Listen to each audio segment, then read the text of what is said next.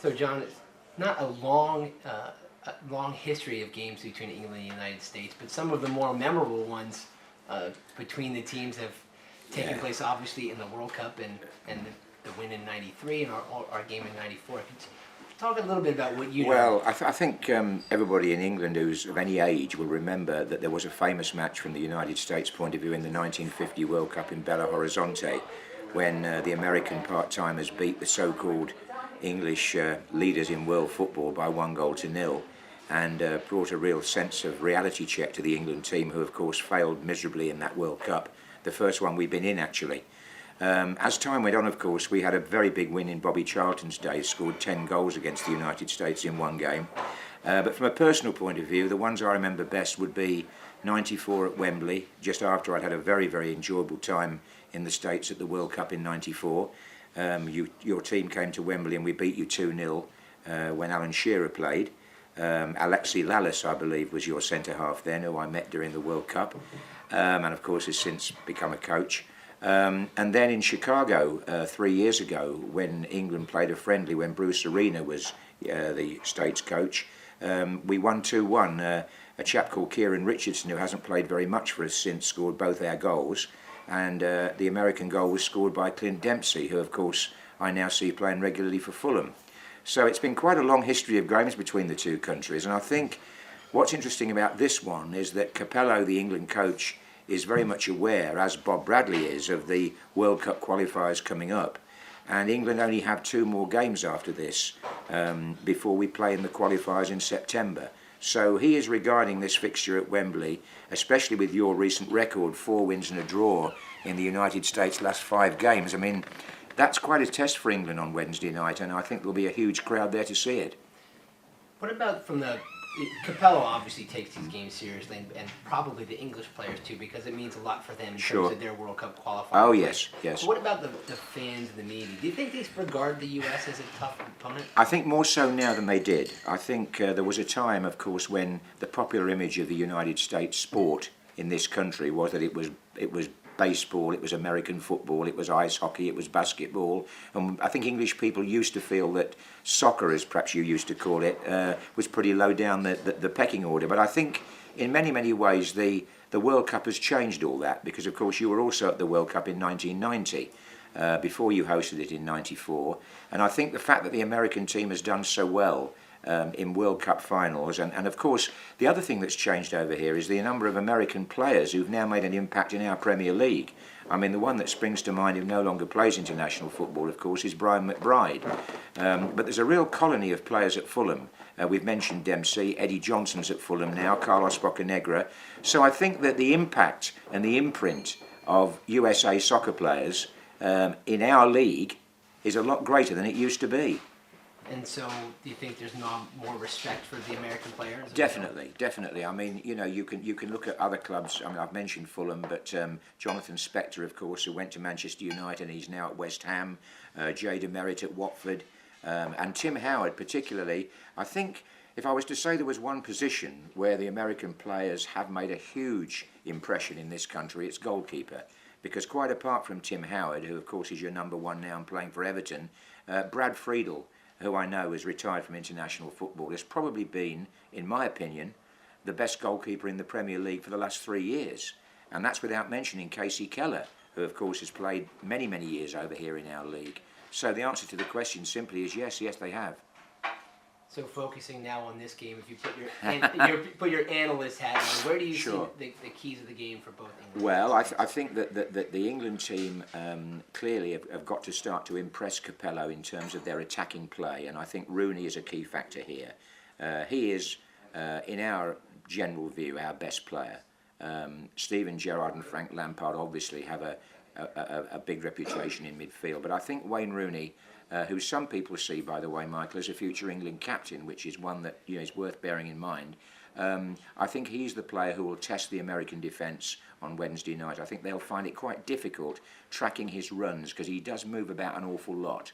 In terms of our defence, John Terry and Rio Ferdinand have really settled now into a pretty solid partnership. I'll be very surprised if Capello changes that. He has other options. He could use Woodgate, But those are the two now who I think, with their experience in the Champions League, and of course they played against each other in the final last week, they're the backbone of our team. And of course, we can't let this interview go by without mentioning David Beckham, can we? Who will be winning his 101st cap. And in the same breath, by the way, can I congratulate Landon Donovan on winning his 100th for you. David Beckham will be receiving an award from our Football Association prior to the kick-off tomorrow night. And he's desperately keen to impress in this game, because he wants to keep his international career going, even though, of course, he's now playing for Los Angeles Galaxy and isn't in the public eye over here as much as he might be. But we saw him score an amazing goal for the Galaxy from inside his own half the other night, and I'm quite certain he would love to repeat something like that against his American, they're his compatriots now, aren't they, playing against him tomorrow night. Well, let's hope Timmy doesn't let that happen. You mentioned the 100 caps, and Beckham was only the 5th English player in history to get 100 caps. But yes.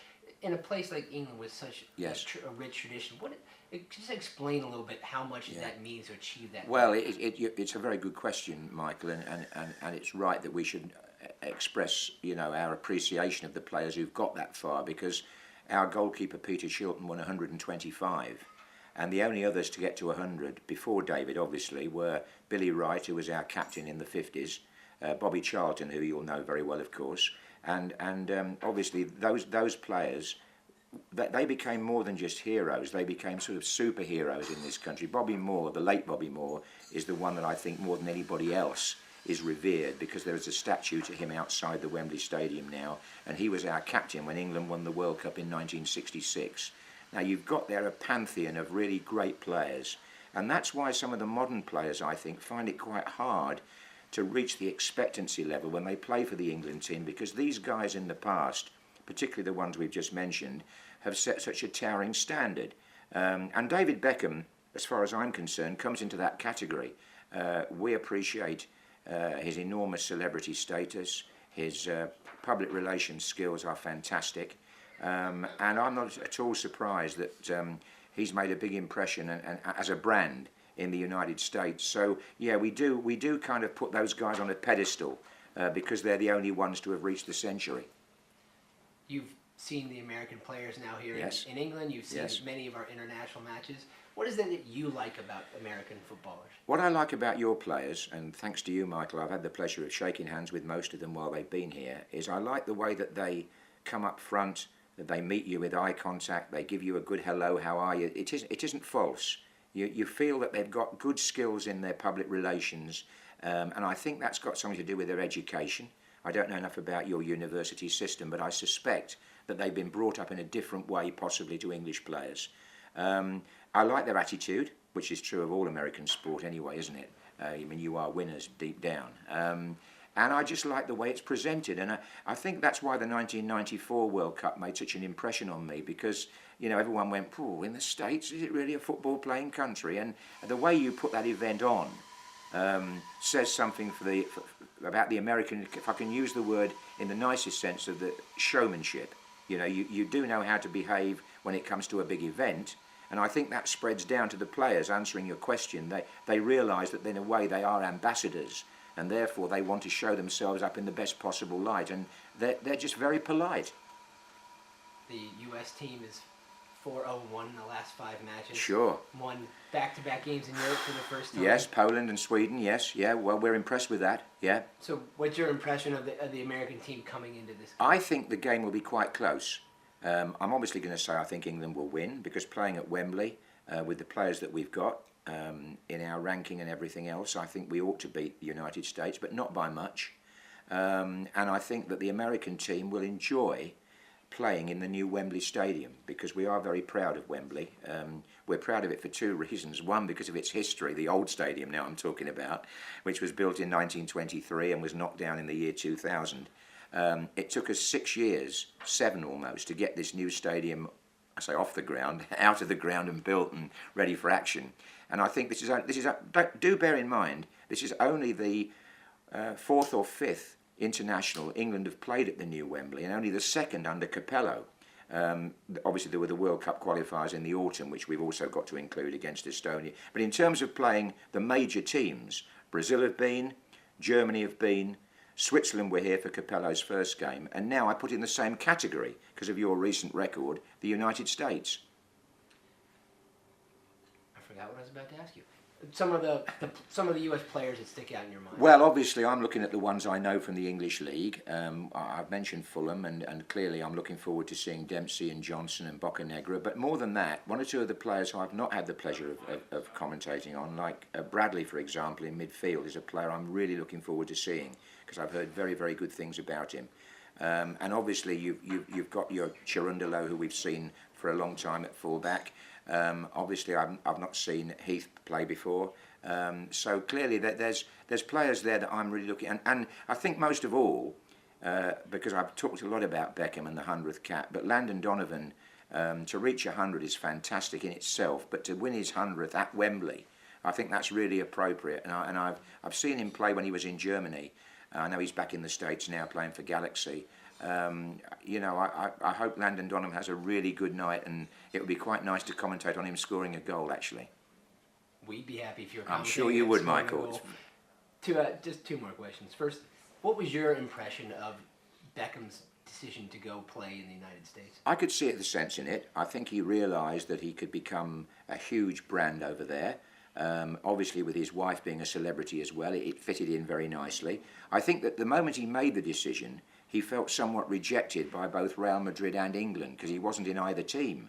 And the curious thing was, once he'd made his decision to go to Los Angeles, and people over here were saying, oh, he'll just disappear now, we won't hear much more about him. Incredibly, he was part of the Real Madrid team that won the league, in the Liga, under Capello, ironically, who dropped him previously. And then, of course, he got back into the England team and won his 100th cap. So my impression of it, I think it's been a first-class move for him in every department. We've had the pleasure of listening to your broadcasts for so many years. I know it's hard to pick out any single one, but what are some of the most memorable games you've Well, I think England winning 5-1 in Germany when Sven-Göran Eriksson first took over in our qualifiers for the World Cup of 2006 will always live in my memory, because the Germans were strong. They got to the final, of course, in the end. Michael Owen's hat-trick in Munich will always stick in my mind. I've been very lucky, Michael, to do the FA Cup final on 29 occasions. The last one the other week when Portsmouth won the Cup. I've been to 9 World Cups and done the final 6 times, and they've got to be highlights for any commentator. And similarly, we're shortly off to the European Championships, and that'll be my 9th tournament there as well. So I think to pick out one game is difficult, but I think to say that you've had the pleasure of being up front at the microphone at 18 major tournaments, I think that's what gives me the greatest satisfaction. But my enthusiasm, I hope, is still as great as it was the day I started, and I'd just like to close by thanking you for your support and help with my preparation for this game, because I've had total cooperation from yourself and the American party, and it's something that I shall remember for a very long time, as it's probably going to be my last England game.